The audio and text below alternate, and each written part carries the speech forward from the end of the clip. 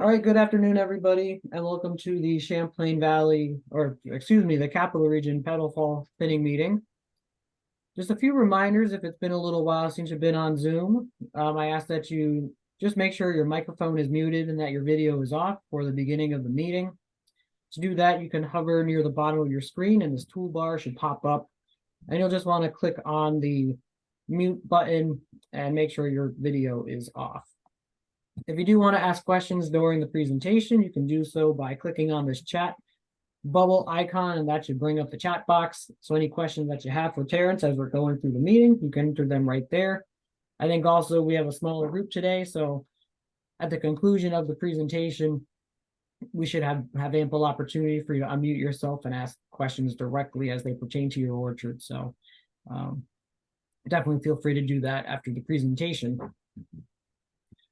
So just to begin, I wanted to also thank Valent for their sponsorship of these meetings.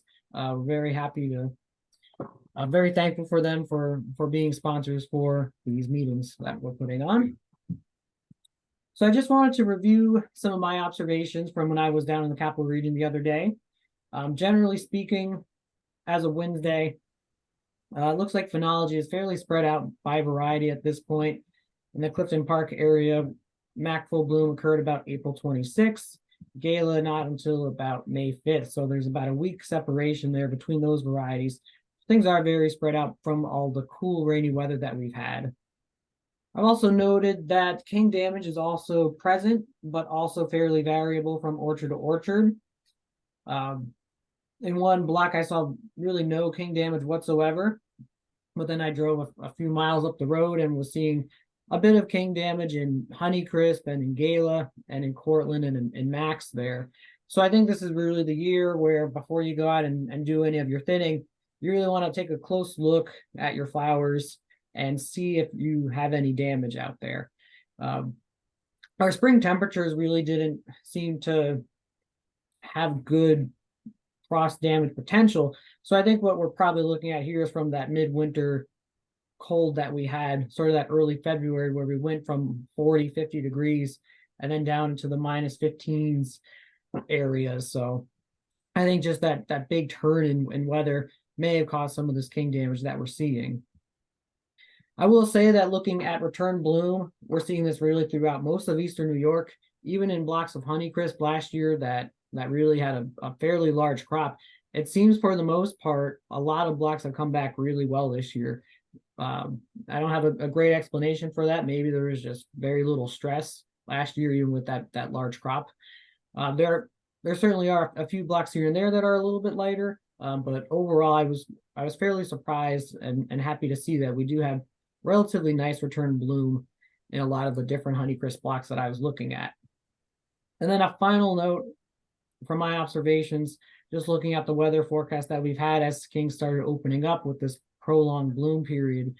A lot of questions are around what is set going to be like this year. We didn't really have ideal pollination weather leading up until about today. Luckily, anything that's still open and viable at this point, with some really nice warm sunny days in the upcoming forecast. But for anything that's already been out, there has been some concern about how much the bees have been out there and working in the orchard. So these are a couple things we want to keep in mind. I did also just snap this photo the other day just to show that king damage that I saw. You can see in the middle here, the pistils are a bit brown and a bit burnt back. So just some of the damage that we've been seeing. So with that, those are my initial observations. And I'm going to go ahead and turn it over to Dr. Robinson. Good afternoon, everybody. It's great to be back talking about thinning. I wish I could see the orchards myself, but Kevin and Mike is going to organize an in-person meeting when we get closer to the 10 millimeter stage. But for now, I'm going to work mostly based off of the weather and Mike's observations and the forecasts of the carbohydrate model. I want to remind you that we have a strategy that we call precision chemical thinning, which involves sequential sprays of thinners starting at bloom. And we pretty much passed that stage, but I'm going to tell you in a few minutes, there's still a small window if you want to put on a chemical thinner in the bloom timing period. We're too late for ATS, but we can still put on NAA or NAD. The main purpose of this meeting is to get people geared up for the Petal Fall thinning spray, which will be coming up. And given the uncertainties that Mike has detailed about some damage to kings and concern whether we had proper pollination, it makes it a little more challenging, but I'll give you my opinion and hopefully I'll buoy up your courage to go after it at Petal Fall. I wanted to start with just my own summary of what's happened this year. Green tip was in early April, not particularly early, not particularly late, but we had this odd warm temperatures right after green tip up into the 80s around April 11th, 12th, 13th, and that pushed the trees fast forward, and we got to pink fairly quickly.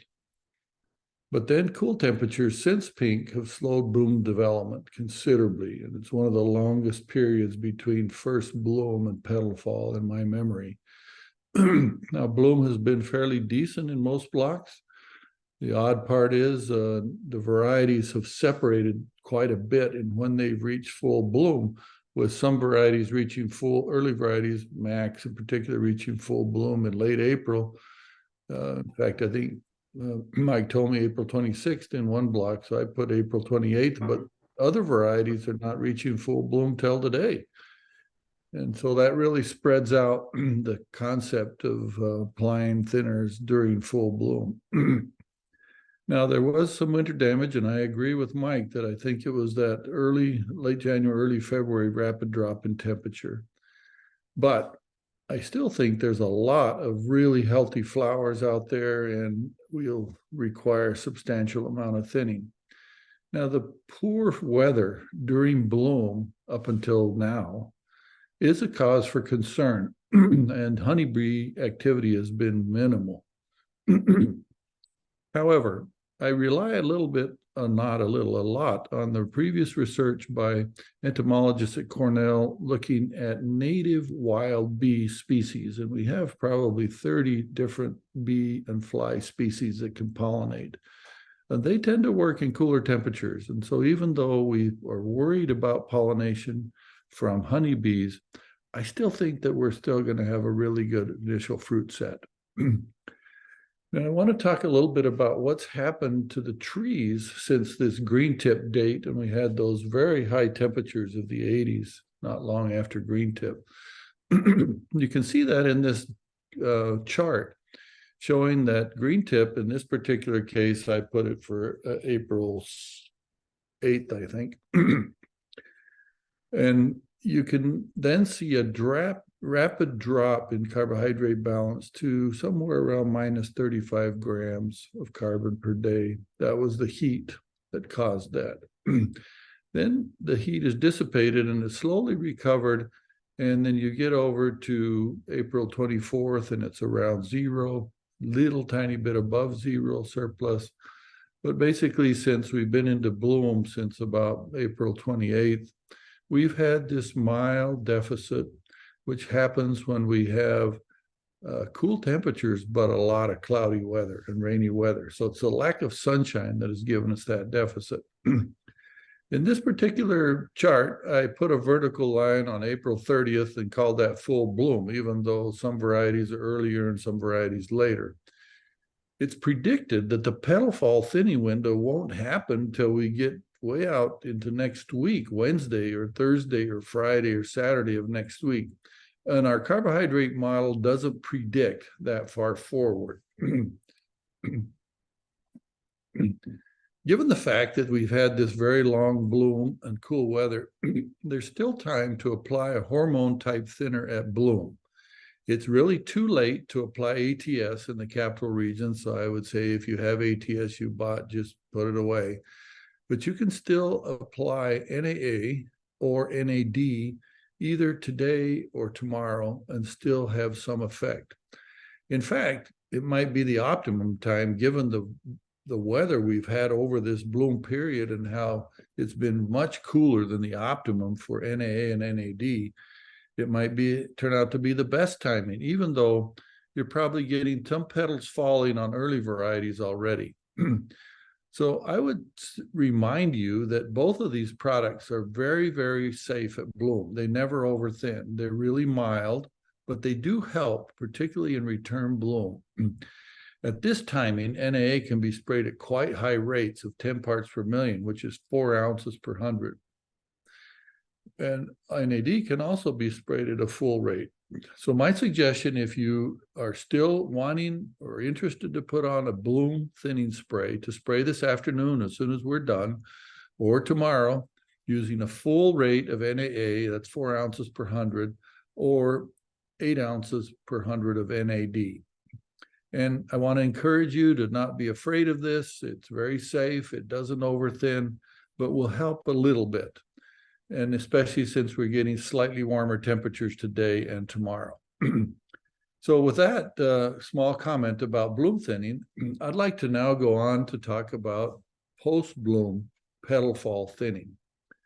I pulled this chart off the carbohydrate model for Clifton Park earlier this morning, and I want to mention a couple of things about what it's looking like. You see that the dates that I've shown here are from May 2nd to May 10th in the future. And you can see the temperatures maximum up into today, it'll be 61, but tomorrow it'll be 68, 68, then 71. So we get some really nice temperatures in the weekend, but they're not high. And so nothing to really worry about. If you look at the minimums, one of the good things about this year, we haven't had frost because of this rainy, cool weather. Just has been great for not having frost. But the daily column of carbohydrate status shows we're either slightly positive or slightly negative.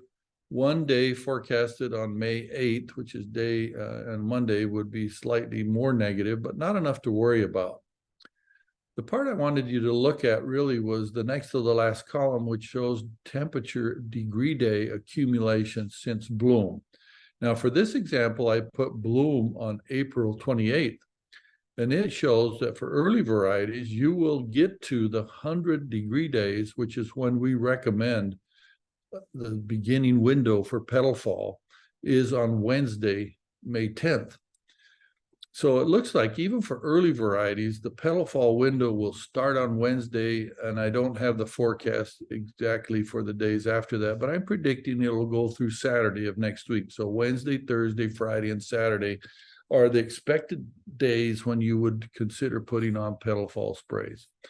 But before I leave this slide, I just want to emphasize, if you'll just check this carbohydrate model every day and put in the bloom date for the variety you're interested in, it might be Gala, and you might put in May 4th for the bloom date, full bloom date. When you can start to get close to this 100 degree day number and not more than 125 is the window to apply petal fall sprays. Now, unfortunately, it's still too early to assess fruit set in the capital region. But we still have a little bit of time before you're going to have to make your decision on petal fall sprays.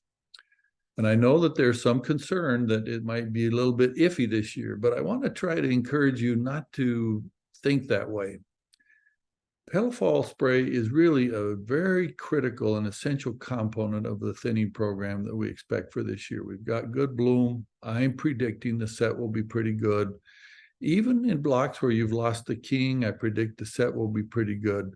And so I want to push and encourage you to consider a full dose of either NAA in 7 or NAD in 7. Now, both those combinations work very well. In recent years, NAD has received a lot of new attention and it's worked super well. It's a very safe thinner at petal fall, but likewise, NAA is very safe at petal fall. Given the forecasted temperatures and the forecasted carbohydrate balance, I think you'll get only mild thinning from the petal fall spray. So if you're afraid and you don't put it on, or you back down on the rates that I'm going to suggest, I think you'll get, well, no, very little thinning, and you'll be disappointed. This year, with the temperatures that are forecasted for next week of the mid 60s to low 70s, means that it's not a good year to apply Maxellin 7 at petal fall. In years where we have high temperatures, in the high 70s, low 80s, at this timing, Maxellin 7 does a great job on galas for petal fall thinning. But this year, you'll get nothing out of that. So I'm suggesting you not consider Maxell 7 this year for your petal fall thinning. Don't try to go too soon. Now, sometimes the petals are coming off and you can blow most of them off with your sprayer, and the fruits are still really small. We get very little response when fruits are still 4 millimeters. Wait until the kings get between 5 and 6 millimeters before putting on that petal fall spray. Now, you can go out with your caliper and measure their diameters, but it's just easier to look at the carbohydrate model and then wait till you get 100-degree days and not more than 125. Now, pick the best day in that window to spray your petal fall spray. I suggest that you use the carbohydrate model to adjust both when to spray and the rate. I remind you that there's a web-based version, that nua.cornell.edu, and there's a mobile phone version that we call named MaluSim that's available. And that the new version of that phone app is available at either the Apple Store or the Android Store for free. This caution probably isn't necessary this year, but we've had heat in the last few years around petal fall, and if you get carbohydrate deficits average for 6 days that are less than -60, in the -60, -70, -80, don't spray. But I don't think that's going to happen this year because the forecast is looking like we'll have either a surplus or very small deficit. To encourage you again, I repeat that at this timing, all thinners have only a moderate effect and are thus very safe. And so there's almost no risk of over-thinning. That's why I think you should go forward and apply these thinners sometime between Wednesday and Saturday of next week. The carbohydrate model indicates there won't be any significant deficit, and thus thinning is expected to be mild. I've put here on this slide just some of my suggestions for 2 difficult to manage varieties, Honeycrisp and Gala. I like to start in bloom with Honeycrisp with ATS. We're already beyond that. But if you haven't done that, then go forward with some NAA today or tomorrow. But the most important timing is the petal fall when fruits are 5 to 6 millimeters with a full dose of NAA, which is 4 ounces, which is 10 parts per million. Per 100 dilute tree row volume basis and carb row. That has to be followed up typically at the 10 millimeter with some more NAA. And then if needed, because we're thinning at the earlier timings, we can spray once more time at fruit size 15 to 20.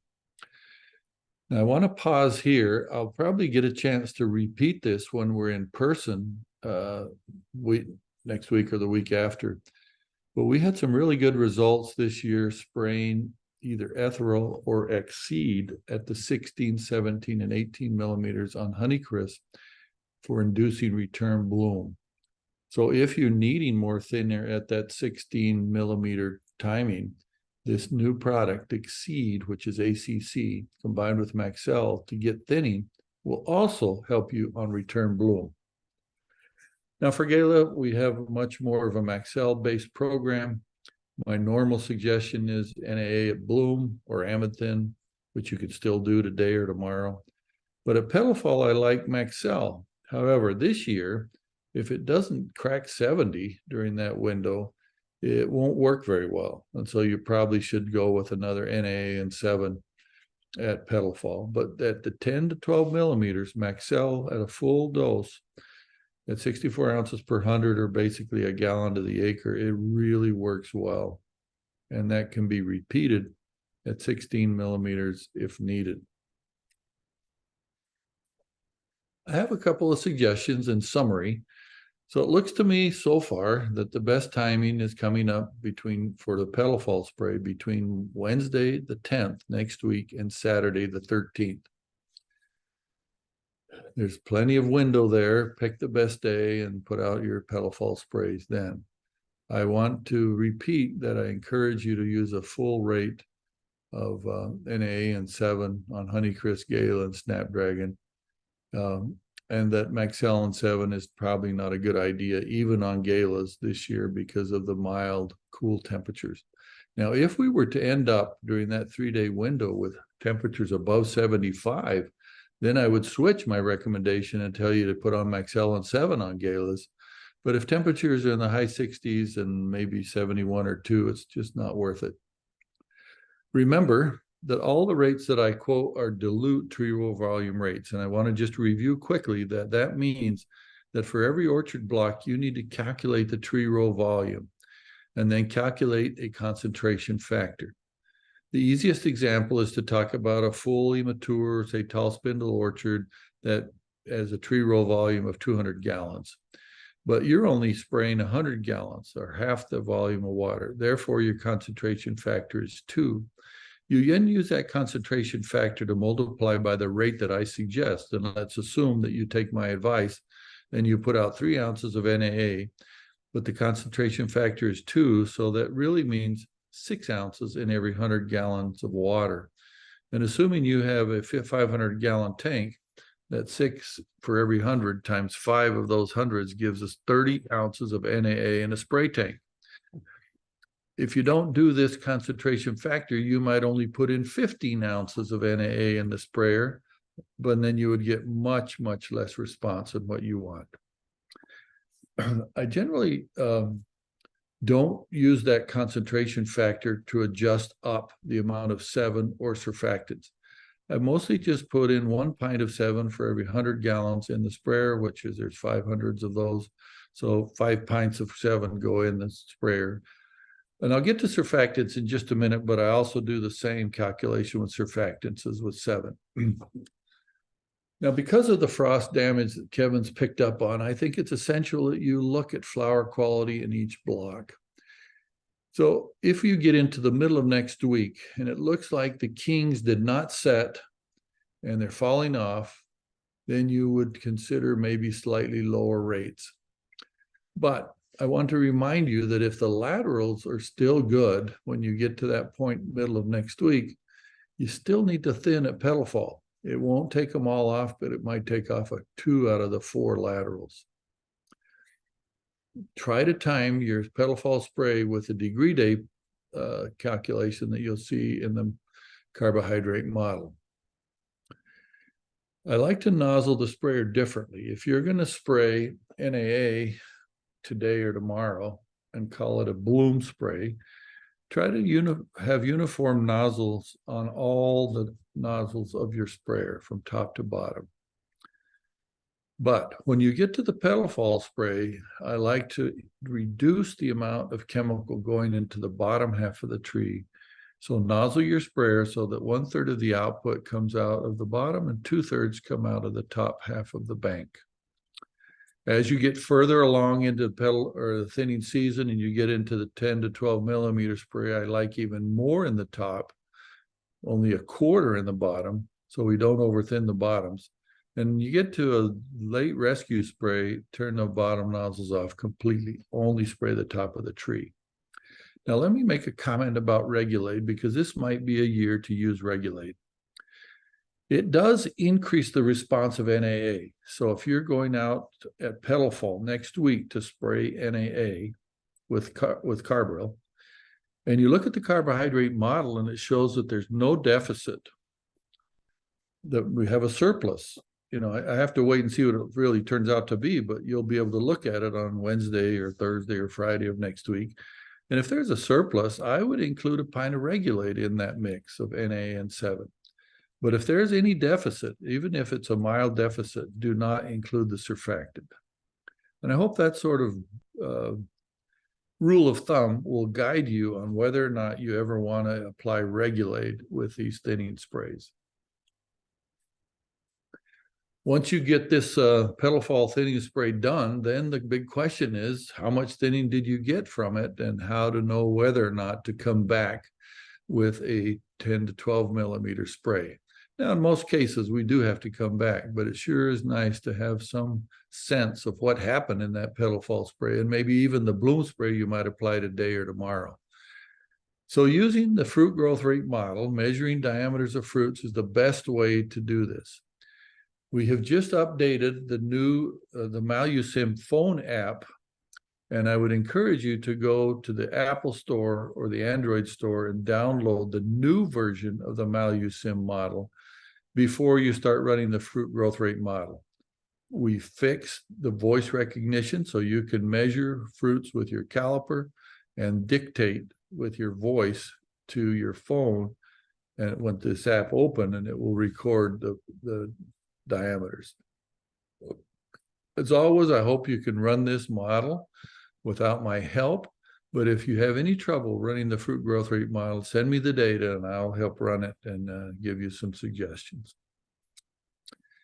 Again, the protocol for using this model, and then I hope at least Kevin's going to do some of this, is to count the total number of flowers on 5 trees. We don't count bloom on 1-year wood, especially if you're in Gala. Tag 15 spurs from the top to the bottom of the tree and measure their diameter about 50 degree days after you apply your petal fall spray. So let's assume you applied your petal fall spray next Friday. You would wait 50 degree days, might be the following Tuesday, to make your first measurement, and then wait another 50 degree days, which might be the following Friday, to make your second measurement, and then enter the data in the Malusim phone app or on a computer, and it'll give you this kind of output, where you'll be able to see the upper pink line shows how many fruits we should have had at the beginning of the bloom period. In this particular orchard, which was an Aztec Fuji, we estimated there was 550 fruitlets per tree, and we want 120. And so after that petal fall spray, we had knocked it down to 226, the blue bar. That means we still have about twice as many apples as we need, but we've knocked a lot off. But it would indicate another spray at the 12 millimeter to get down to closer to the 120 target that we wanted. Now, before I close, I just want to remind you that with Honeycrisp, we've proposed, and now we have really good data supporting this, to look to a program that starts with bloom sprays of ATS, or if not ATS, NAA, then a petal fall of NaN7, rates between 7.5 and 10 parts per million. That's between 3 and 4 ounces per 100. And then another NaN7 at the 10 to 12 millimeter stage, and then switch to weekly sprays of ethereal to induce return bloom. The first of those, when fruits are about 16 millimeters, is a low dose of ethereal, half pint per acre. But the later 3 are full dose of ethereal, which is 1 pint to the acre.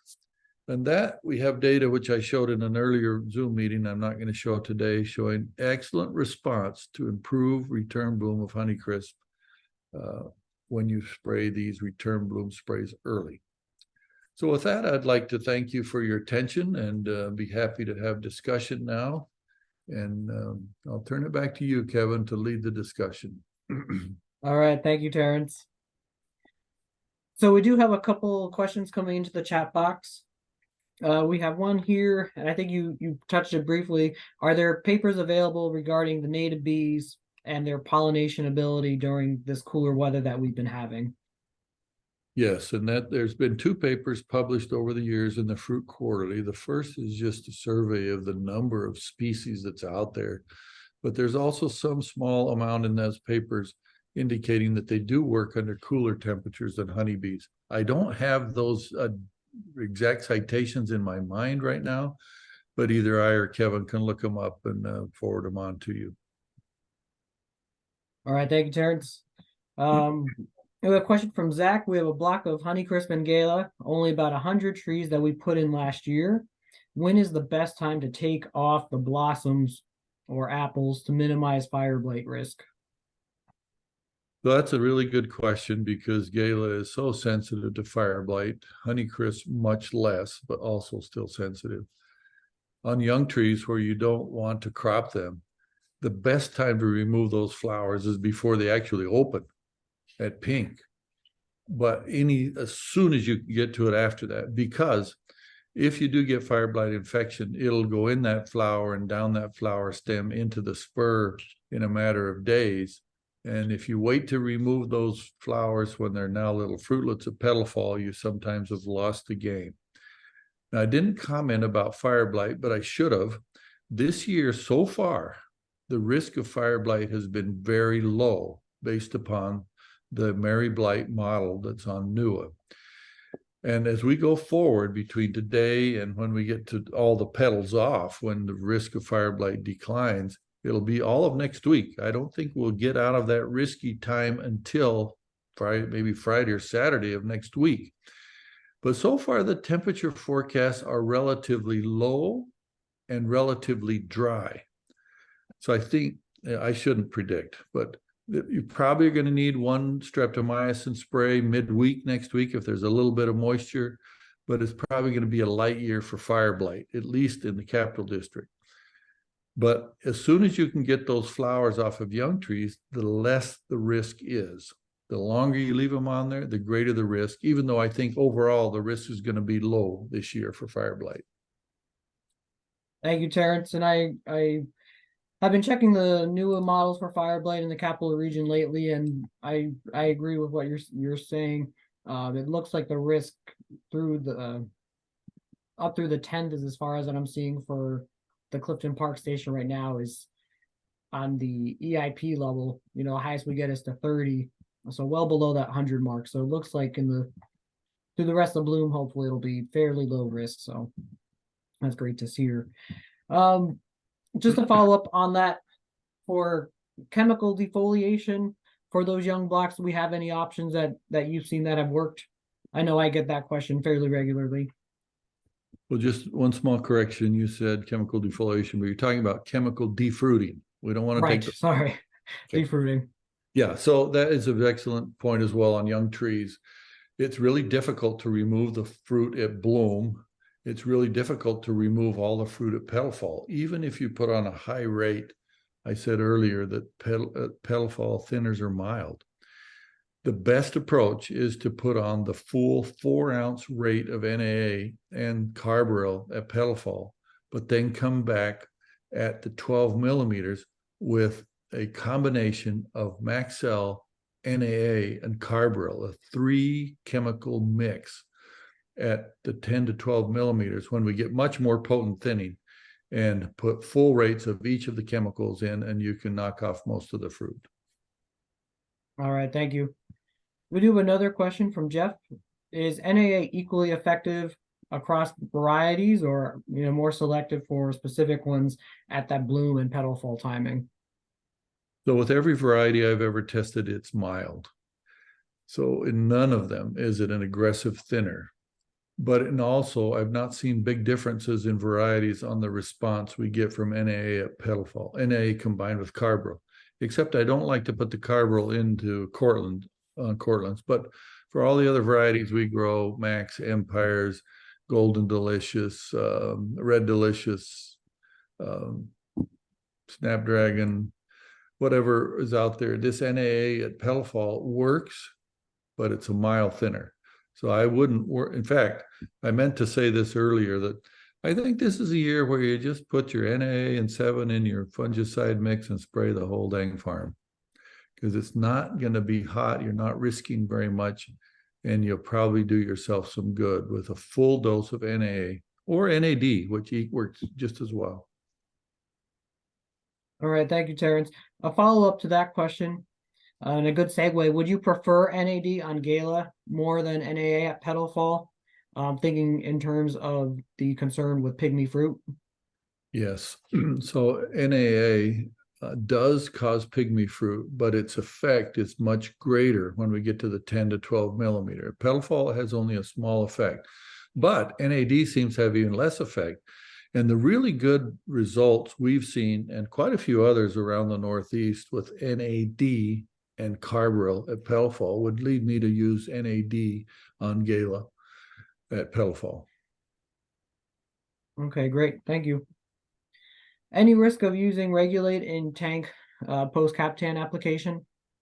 Yeah, absolutely. And I'm glad you asked that question. I always should remind everybody of this problem. Captan is a very toxic chemical to the plant, and Regulate that you might put in a thinning spray will often make Captan be absorbed into the leaf and cause phytotoxicity of the leaf itself. We want to try to avoid that. And the way that we try to avoid it is by not using Captan 1 week before we spray a thinner that has Regulate, or 1 week after we put on a thinning spray that has Regulate. Now, we often use Regulate with streptomycin for fire blight, and the same rule applies. If you're going to need to spray streptomycin for fire blight, we suggest you put Regulate in it. But you can't have used Captan for 1 week before or 1 week after those. If you have used Captan 1 week before or just a few days before, then you would definitely not put Regulate into the tank. If you're going to put Captan in the same tank as the NAN7, absolutely don't put Regulate in the tank. So a lot of people tend to go to more of a mancozeb-based program and maybe one of the newer fungicides through the bloom and petal fall timing when we might be spraying for thinning, and then switch to Captan, back to Captan after we're done with the thinning windows. All right, thank you. I'm going to give it another minute or so. If anybody has any other questions, please feel free to type them into the chat box.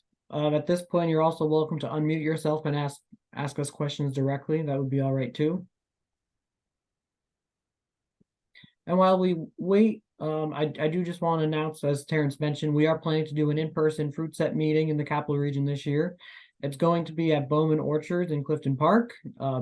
The date is still up in the air. We're going to wait and see, how the temperatures shake out. And we're planning to do some of that fruit growth rate model work there this year rather than using the hand calipers.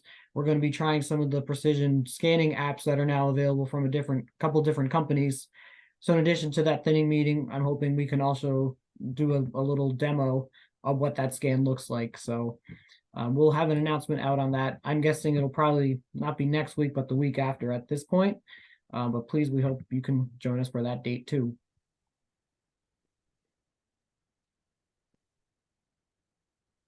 Not seeing any other questions, I think we're going to go ahead and end things here.